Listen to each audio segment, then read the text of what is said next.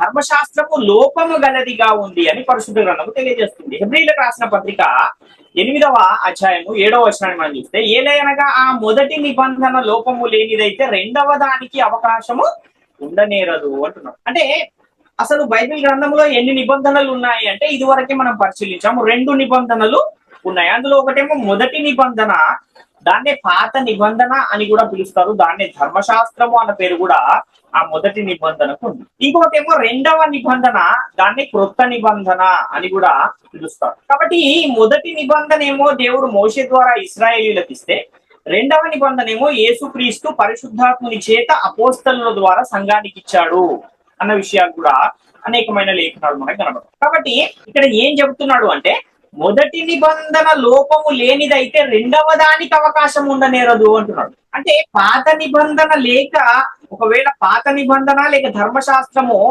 లోపము గలది కనుకనే అది కొట్టివేయబడింది.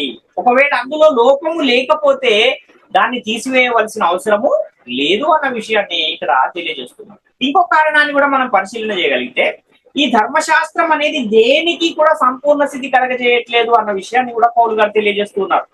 హెబ్రీలకు రాసిన పత్రిక 7వ అధ్యాయము 18వ వచనాన్ని మనం చూస్తే, హెబ్రీ పత్రిక 7వ అధ్యాయం 18వ వచనం, ఆ ధర్మశాస్త్రము దేనికి నీ సంపూర్ణ స్థితి కలగజేయలేదు కనుక ముందీయబడిన ఆజ్ఞ బలహీనమైనందునను నిష్ప్రయోజనమైనందునను అది నివారణ చేయబడి ఉన్నది అంటున్నాడు. అంటే ముందు ఇయ్యబడిన ఆజ్ఞ ఏది? ముందు ఇయ్యబడిన ఆజ్ఞ పాత నిబంధన అనేది, ధర్మశాస్త్రము అనేది ముందు ఇయ్యబడిన ఆజ్ఞ. ఆ ముందు ఇయ్యబడిన ఆజ్ఞ ఎలాంటిది అంటున్నాడు అంటే, అది బలహీనమైనది, నిష్ప్రయోజనమైనది కనుక అది నివారణ చేయబడి ఉన్నది అంటున్నాడు.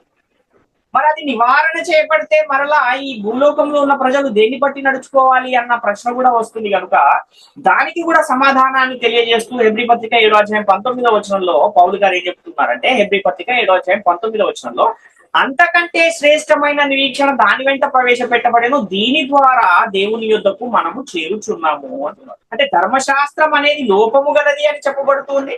ఏంటి ఆ లోపము అనంటే, ధర్మశాస్త్రము దేనికి కూడా సంపూర్ణ సిద్ధి కలగజేయట్లేదు కనుక అది నివారణ చేయబడి ఉన్నది.